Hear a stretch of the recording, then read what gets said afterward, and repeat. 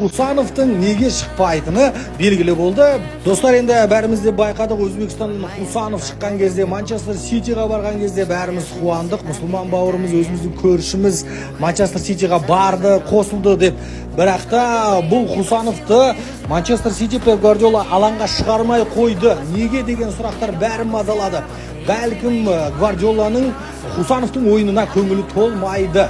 Бәлкім осылай болды, бәлкім ол қыдырып кетті, Өзбекстанға кетіп қалды, салмақ қосып алды деген сияқты ақпараттар жан-жаққа тарады. Бірақ бұның бәрі жалған ақпарат.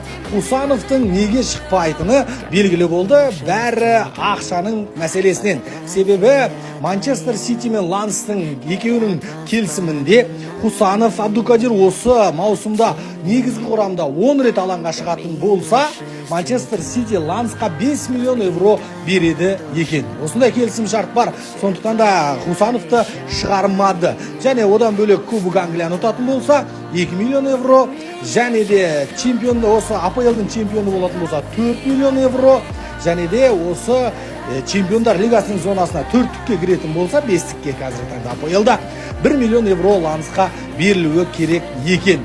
Жалпы осы бонустардың ішінде 1 миллион ғана берілетін болады енді Лансқа Хусанов үшін, және де Хусановты негізгі алаңға шығармағаны осы бонусты бермеудің себебі деп қазір ағылшын басылымдары жазып жатыр.